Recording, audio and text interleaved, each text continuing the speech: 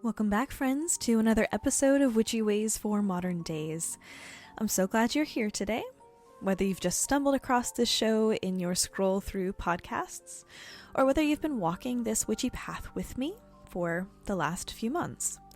Wherever you are, however you arrived here, you're meant to be listening to these words at this moment. Today we are going to dive into something both mysterious yet deeply intimate. Your higher self. This concept threads through so many spiritual traditions, both ancient and modern. Some people call it the soul. Some people describe it as your divine spark, your guardian, your spirit, your essence. But I like to think of the higher self as the timeless, quote-unquote, you. The part of you that exists beyond the limitations of these mortal bodies, beyond the narrow frame of this particular lifetime, and beyond the bounds of space and time itself. Think of your higher self as a kind of bridge. It is the eternal aspect of you that's already whole. It's already wise. It is already deeply rooted in truth. When we connect to it, we gain access to insight, guidance, and perspective that our human minds can't always grasp. And here's the beauty of it all. The higher self is not some distant being. It's not something outside of you that you have to chase. It is you. But it is the bigger you. It's the version of you that sees not just this single chapter of your story, not just this lifetime, but the entire book, every page, every timeline, every single word. So in today's episode, we are going to explore this idea from many different angles. We're going to look at where the concept of the higher self came from across cultures and traditions. We're going to talk about how to recognize its presence in your everyday life. We'll explore some practices and rituals that you can use to strengthen your connection to the timeless higher self. And maybe, and most importantly, will impact what it actually means for your path, your growth, and your magic. By the end, my hope is that you will feel not only more connected to your higher self, but also more at peace with where you are in your journey, because you'll know and you'll remember that the larger you, the higher you, already knows how this story unfolds. We begin by asking, where does this idea come from? Well, humans have always sensed that we're more than flesh and bone, that something lingers beyond the body. That something, whether you call it a soul, a spirit, an essence, guides us, and it survives us. In ancient Egypt, they spoke of multiple aspects of the self.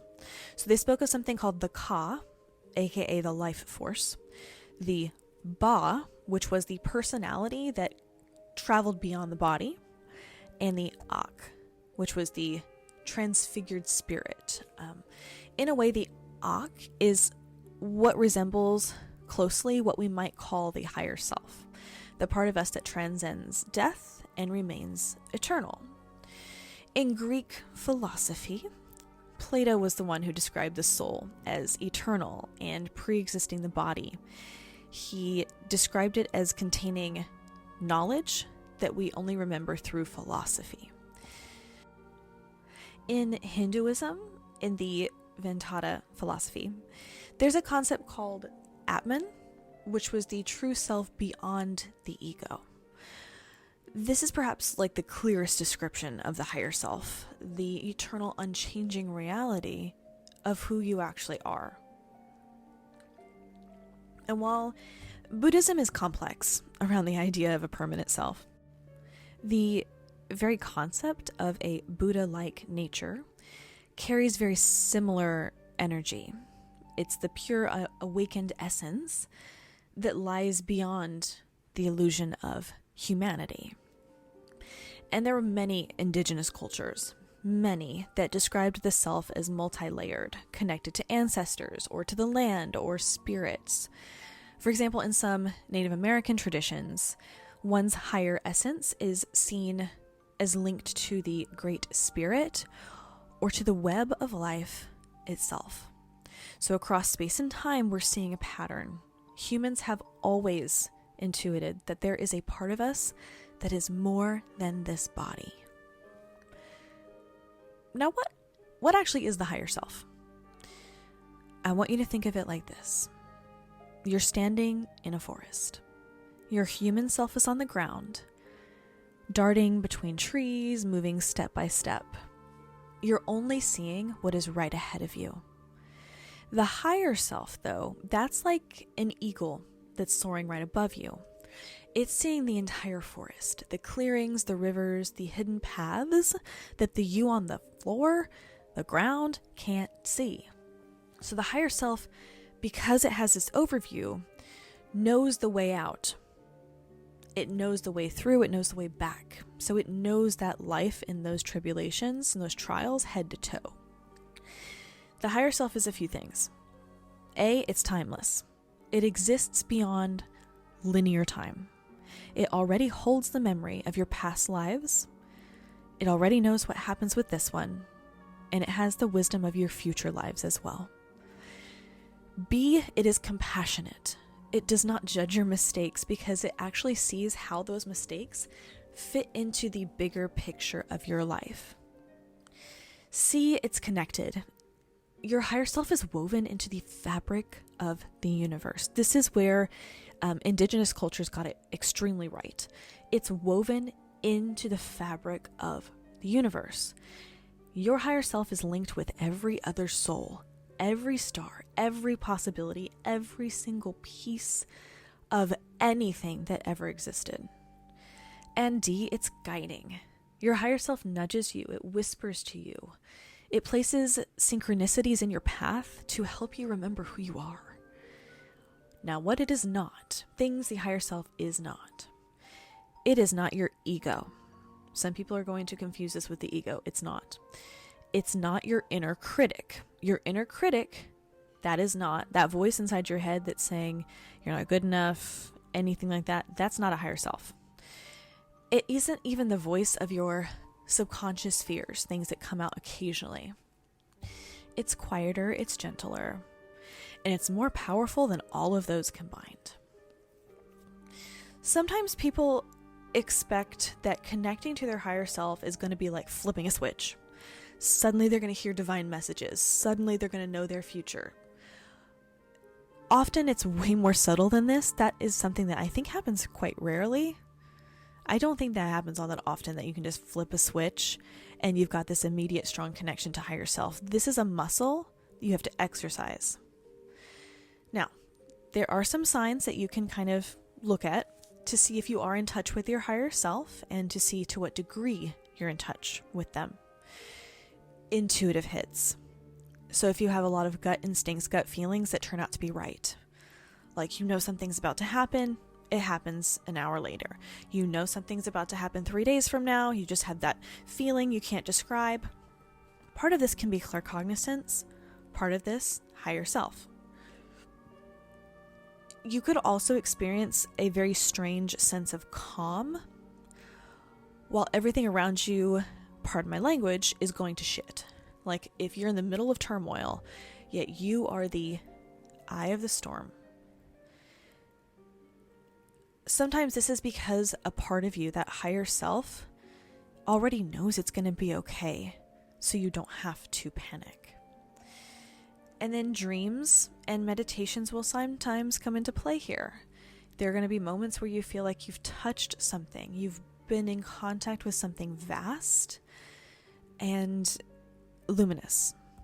So your higher self means connection. It will often come through in whispers, not shouts. It's not going to be this direct, open communication. I hear all from my higher self all the time. This is why stillness, ritual, and intentional listening matter. Now, this is where witchcraft meets mysticism, where the practice bridges the theory. There are ways that you can consciously align with your higher self. Within our business, I do make oils and candles for that. I also do the crystal bracelets that align with the energy for that. Those are available. You can definitely check out our website or our Etsy or our TikTok through the link in the bio. Or actually, you can add these on. Meditation. You can do meditation journeys, visualizing meeting your higher self, imagining climbing a mountain or walking through a forest until you encounter a version of you that radiates light and wisdom. And then you can ask questions. You can listen to them. You can also do automatic writing, which I've done automatic writing since I was a child, probably about 5 or 6. Obviously, I had no idea what the heck I was doing at the time. It only occurred to me much later what this actually was. But it's an easy... I'm going back on what I just said. It's not easy. It can sometimes be a more simplified way to connect. So sit with a pen and paper, breathe, invite your higher self to speak through you. Write on a piece of paper. You don't have to think about what you're writing. It can be nonsense words. You might be surprised what starts to flow through, what messages might start to come through your pen, because higher self is actually the one writing. You could also do dream work. So before you sleep, set the intention, put oils on, speak, higher self, please communicate with me tonight. Keep a journal by your bed for if you wake up and you can jot it down before you forget.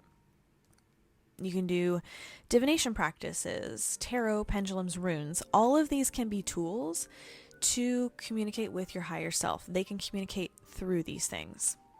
You can also light a white candle. You can call in your higher guide, yourself, ask for connection, guidance, what you're supposed to be doing.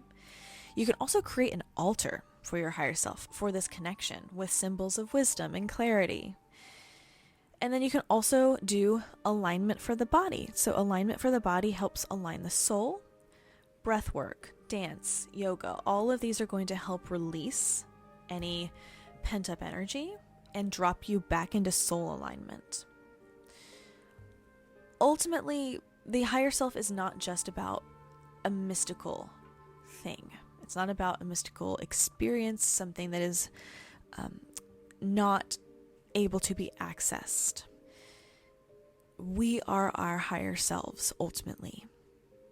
Your connection to your higher self is extremely important if you plan on expanding your spiritual journey. However, if you don't have a strong desire to connect to that just yet, don't force it.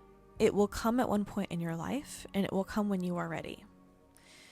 To live from your higher self, from connection with that higher self, means making choices from love and not fear.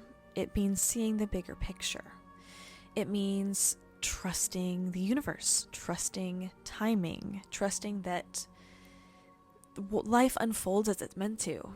Even when you, as the human embodiment of spirit, even when you feel lost, you in spirit, in higher self, already know the ending to this story. You might feel lost in body, but the one in spirit knows the end, and it is not lost. And I find comfort in that. I find comfort in knowing that even when I'm going through something traumatic or something that's distressing or devastating even, knowing that there is a part of me, especially a stronger, higher part of me, that knows that I got through, that already knows how I got through that time, it's a comfort. I don't know if that would be a comfort to any of you, but it is for me, right? There's an ending. It's going to be okay. It ends eventually. The suffering doesn't last forever. So when you live from your higher self through that connection, in my opinion, you are bringing the spiritual world, you're bringing quote unquote heaven a little closer to earth. As this podcast closes, I want to invite you to take a breath and feel this truth that I'm about to say. Your higher self is not out there somewhere. It is above you, it is within you, it's around you, it's below you. It is the truest you there is. The next time that you do feel lost, I want you to remember there is a version of you who already knows the way. All you have to do is listen to it. Thank you so much for walking this path with me today. I hope that you learned something. May your higher selves guide you gently. I hope that connection opens for you. I hope that you're able to recognize its voice. And I hope that you're able to start to trust that with it you are never, ever, ever truly alone. Have a blessed, blessed day. Thank you so much for listening to the podcast. If you're interested, there is a paid Patreon exclusive podcast this week called Aphrodite and Artemis, Love and the Bow of the Huntress. If you're interested, check out the link in the bio. Again, thank you so much for listening.